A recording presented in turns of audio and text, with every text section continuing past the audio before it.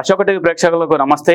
దేశవ్యాప్తంగా జరిగిన 543 లోక్సభ ఎన్నికల్లో బీజేపీ ఎన్డీఏ కూటమి అధికారంలోకి వచ్చింది. దీంతో ఇప్పటికే ఇక పంపకాలు బేరసారాలు అంతా ఢిల్లీ కేంద్రంగా జరుగుతున్నాయి. ఇప్పటికీ అటు నితీష్ కుమార్ ఇటు చంద్రబాబు వాళ్ళ బెర్తులు కన్ఫర్మ్ చేసుకుంటేందుకు మీటింగ్ల మీద మీటింగులు పెట్టుకున్నారు. దాంతో ఆ తర్వాత కూటమిలో ఉన్నట్టుగా అలయన్స్ పార్టీలో మిగిలిన పదవుల్ని బీజేపీలో గెలిచినట్టుగా నాయకులు కూడా ఇస్తారు. అందులో మన తెలంగాణ వాటా ఎంత అని ఒకసారి చూస్తే తెలంగాణలో కూడా, ఎందుకంటే ఈ మధ్యకాలంలో 8 స్థానాలు గెలిచింది. గతంలో 2019లో జరిగిన ఎన్నికల్లో 4 గెలిస్తే ఇప్పుడు ఏకంగా 8 గెలిచింది, డబుల్ అయిపోయింది అన్నట్టు. దీంతో గతంలో ఒక కిషన్ రెడ్డికి మంత్రి పదవి ఇచ్చారు, ఇప్పుడు మరి డబుల్ మెజార్టీతో గెలిచారు. అంటే 8 స్థానాలు గెలవడం అంటే అంత ఆషామాషి కాదు. ఎందుకంటే వాళ్ళు గెలిచినట్టుగా అసెంబ్లీ స్థానాలే 8, పార్లమెంట్ స్థానాలు కూడా 8 గెలిచారు. దీంతో అసెంబ్లీ స్థానాలు 8 గెలిచారు, పార్లమెంటు స్థానాలు కూడా 8 గెలిచారు. అట్లా ఈ విధంగా దీంతో అలా ఏమంటారు, మళ్ళీ మేము 88 గెలుస్తూ ఉంటారు వచ్చే అసెంబ్లీ ఎన్నికల్లో, అట్లా చెప్పుకొస్తారు. దాంతో 8 బాగానే ఉంది. కానీ ఎంతమందికి 8 గెలిచారు కాబట్టి కనీసం 4 గానే మంత్రి పదవులు ఇవ్వాలి అనే కోణంలో కూడా రాష్ట్రానికి తెలంగాణలో ఉన్నట్టుగా రాజకీయ నాయకులు, ముఖ్యంగా బీజేపీ క్యాడర్ కూడా కోరుకుంటుంది. మరి ఎంతమందికి ఇస్తారో చూడాలి. ఎందుకంటే ఈయన బీజేపీ అధ్యక్షులుగా ఉన్నారు కిషన్ రెడ్డి. బీజేపీ అధ్యక్షులుగా ఉన్నారు కాబట్టి కిషన్ రెడ్డికి అదే పదవి, బీజేపీ అధ్యక్ష పదవి, రాష్ట్ర పదవి కొనసాగిస్తూ ఈయనకు మంత్రి పదవి ఇవ్వచ్చు ఇవ్వకపోవచ్చు అన్నట్టుగా చర్చ కూడా ఉంది రాజకీయాల్లో. బీజేపీ క్యాడర్లో కూడా అదే చర్చ జరుగుతుంది. కానీ ఖచ్చితంగా బీజేపీలో మంత్రి పదవి వస్తుంది అనేటువంటి వ్యక్తి ఎవరైనా ఉన్నారంటే, నాయకులు ఎవరు ఉన్నారంటే బీజేపీలో ఈటల రాజేందర్ అని చెప్పుకోవచ్చు. బరాబర్ ఈటల రాజేందర్కు మంత్రి పదవి వస్తుంది, కేంద్ర మంత్రి పదవి బరాబర్ వస్తుంది. ఎందుకంటే ఆయన సీనియర్ మంత్రి, గతంలో కేసీఆర్ హయాంలో మంత్రిగా చేసిండు, దాంతోపాటు సీనియర్ నాయకుడు. దాంతో పార్టీకి భవిష్యత్తులో కూడా పార్టీకి ఇలాంటి సీనియర్ నాయకుడు ఇన్నటువంటి వ్యూహాలు అవసరం పడతాయని బీజేపీ హైకమాండ్ గుర్తించే అవకాశాలు ఎక్కువగా ఉన్నాయి. బరాబర్ చాలా వరకు అయితే 99% రాష్ట్రం నుంచి ఈటల రాజేందర్కు మంత్రి పదవి బెర్త్ కన్ఫర్మ్ అయింది. అది ఏ మంత్రి పదవి ఏందన్నది తర్వాత తెలుస్తుంది. కానీ ఇక ఆ తర్వాత బండి సంజయ్, ఈయన గతంలో బీజేపీకి మంచి ఊపు తీసుకొచ్చారు, ఎన్నికల కంటే ముందు మంచి ఊపు తీసుకొచ్చారు.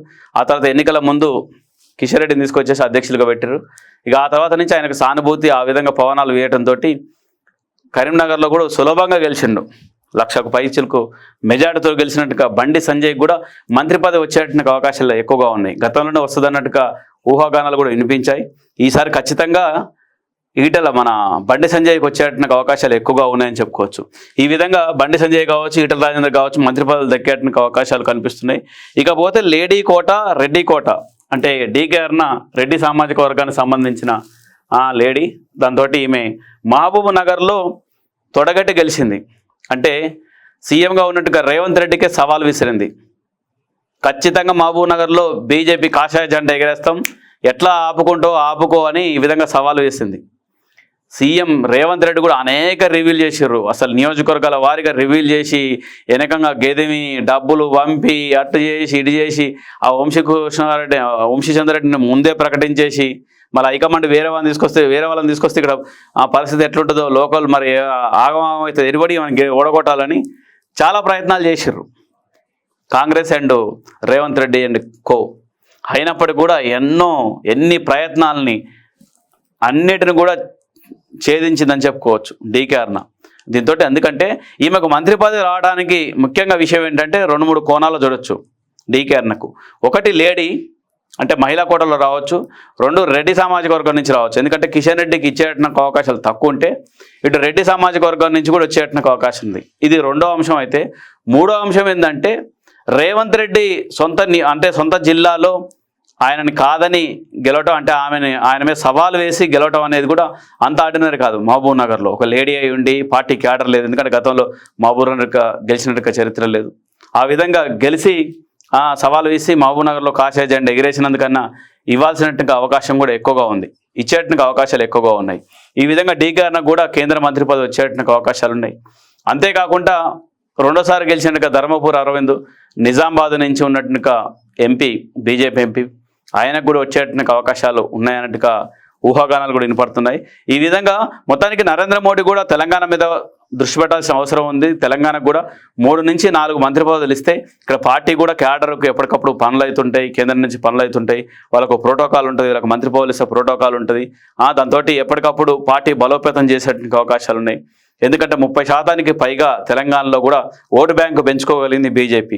ఈ టెంపోని ఇట్నే కొనసాగిస్తే భవిష్యత్తులో కూడా బీజేపీ అధికారంలోకి వచ్చాను రేపు జరిగేట అసెంబ్లీ ఎన్నికల్లో బీజేపీ అధికారంలోకి రావడానికి బాగా ఉపయోగపడుతుంది. ఖచ్చితంగా వచ్చేట అసెంబ్లీ ఎన్నికల్లో బీజేపీ అధికారంలోకి వచ్చేట ప్రయత్నం గట్టిగానే చేస్తుందని చెప్పుకోవచ్చు. దీంతో ఈ విధంగా కేంద్ర మంత్రులు వీళ్ళు ఉన్నారని చెప్పుకోవచ్చు. ఈ 4 ఉన్నారు.